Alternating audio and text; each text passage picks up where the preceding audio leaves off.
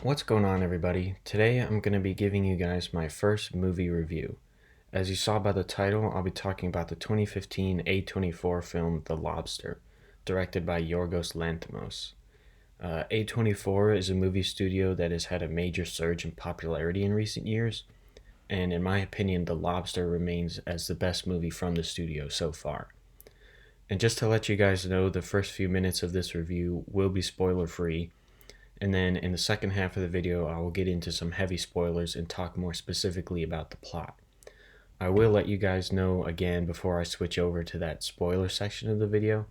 So if you haven't seen The Lobster yet, I would suggest pausing this video, go to watch the movie, and then come back to this video and watch the second half. So that way you can get the fullest enjoyment out of both the movie and this video. But with that out of the way, let's get this review started.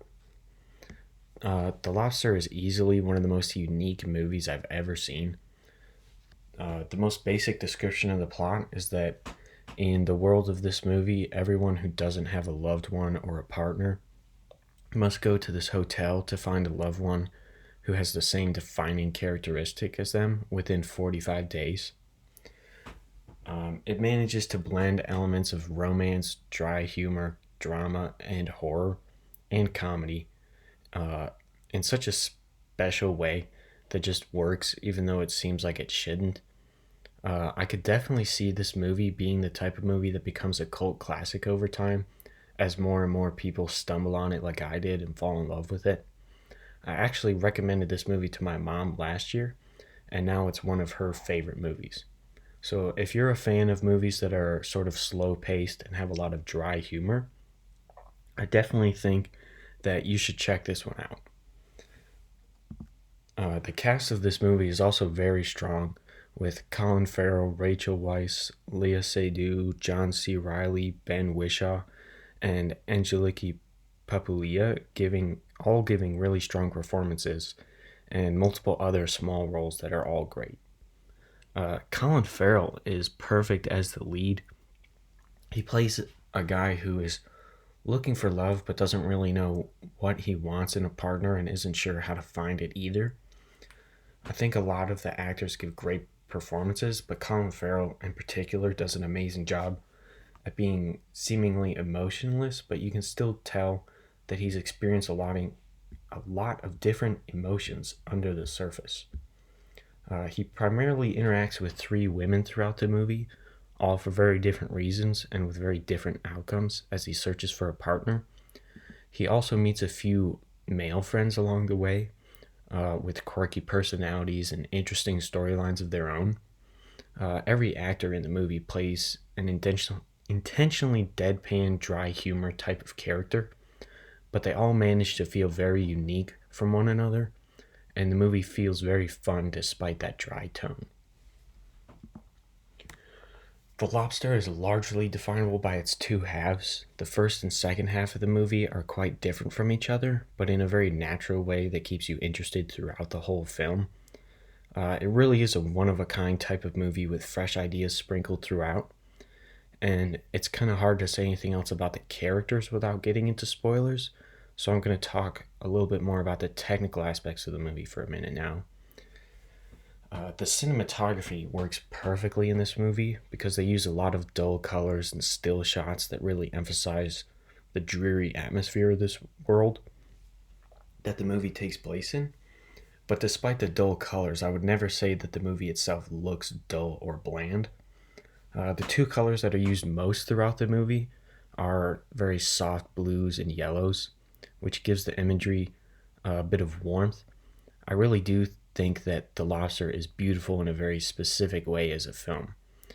The standout cinematography scene in this movie for me is when a group of the characters are stumbling and running through the forest, but many of the shots are in slow motion, and the only audio is a very beautiful slow piano song that plays throughout the whole scene. Every time I watch that scene, I'm simultaneously laughing at what's taking place on screen, but also enamored by the beauty of it. The music is also very understated in this movie, but for the most part, it does just enough to set the tone in each scene and keep you interested. Overall, there's very few weak elements in this movie, from the acting to the directing to the cinematography to the music. Everything works really well for me. And now, this is where I'm going to transition into the spoiler section of the video so I can talk more specific about scenes and plot points that I liked. So if you haven't seen The Lobster yet, I would recommend you pause now, go watch the movie, and then come back to finish this video.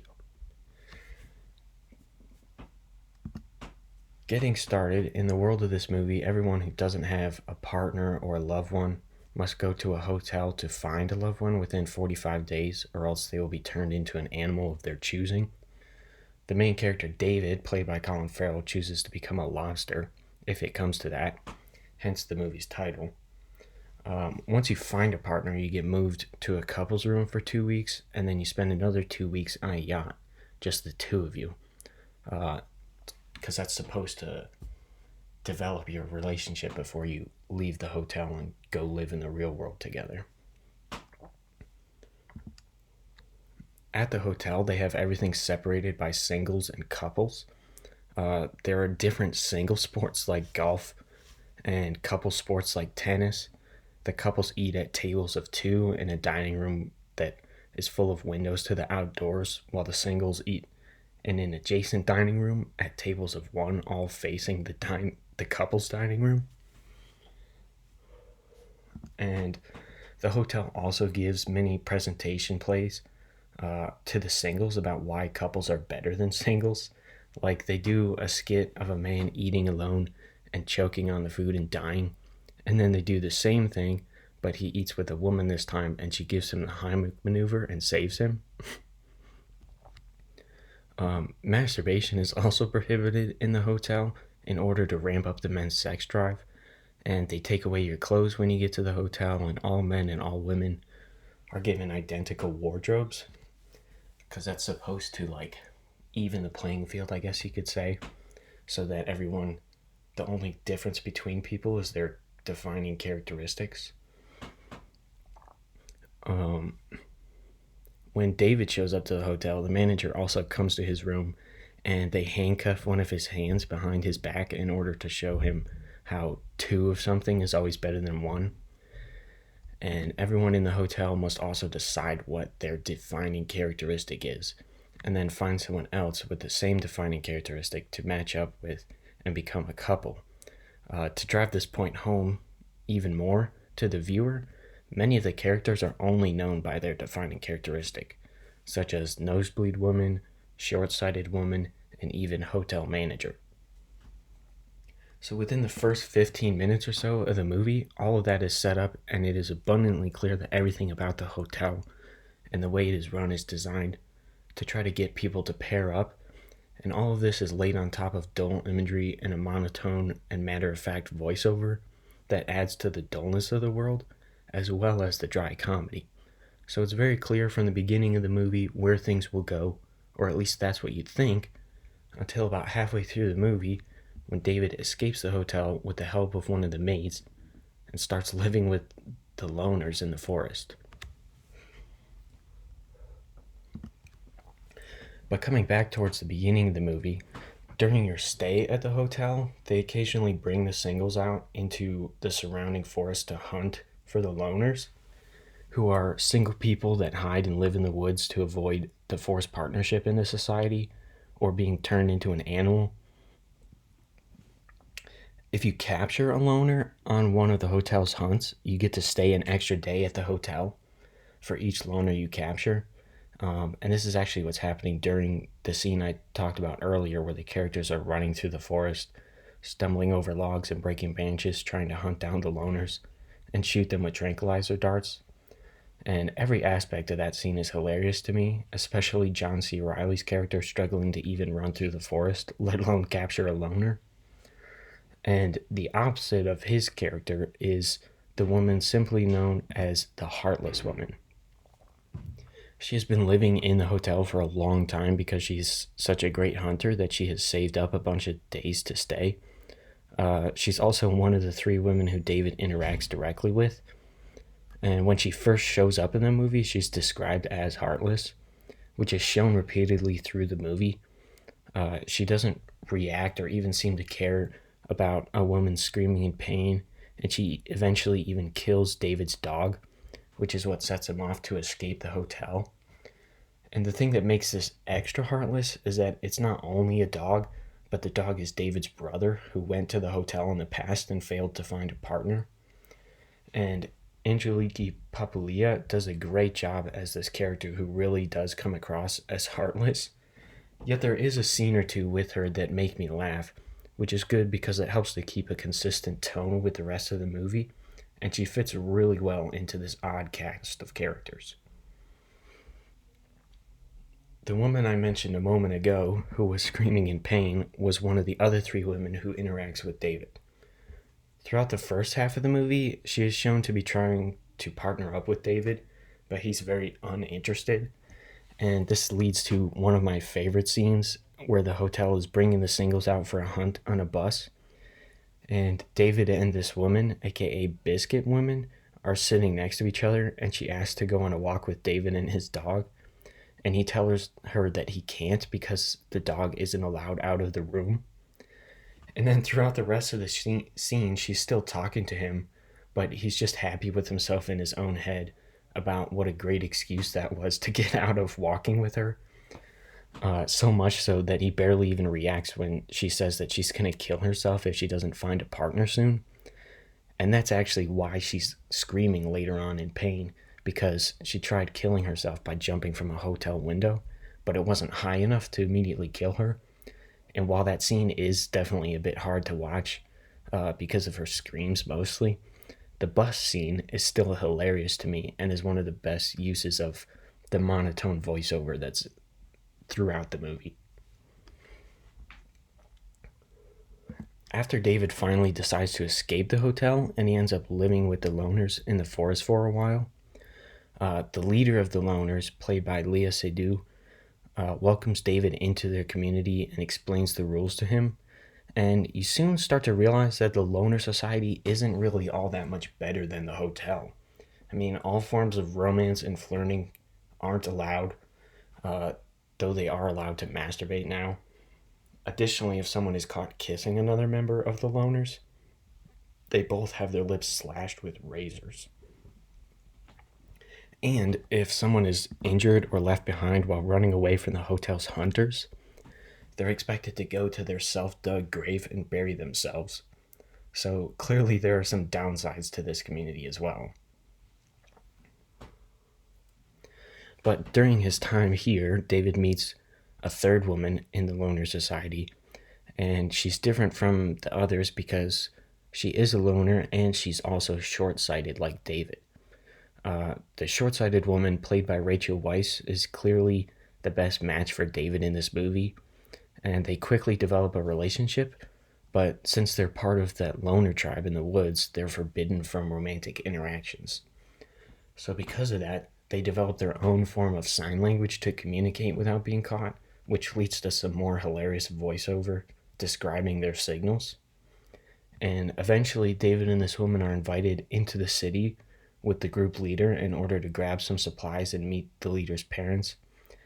And they go into the city in pairs in order to avoid suspicion of not being real couples. Because out in like the regular world, everybody has to be paired up with someone. But after a few trips into the city, the leader starts to suspect that David and the short-sighted woman aren't just pretending to be in love with each other, because they get a little too comfortable showing their affection with each other. She then finds the short-sighted woman's diary describing everything that she and David do together, and this is where the movie's voiceover comes from, is the loner leader reading the short-sighted woman's diary, and it's in the short-sighted woman's voice.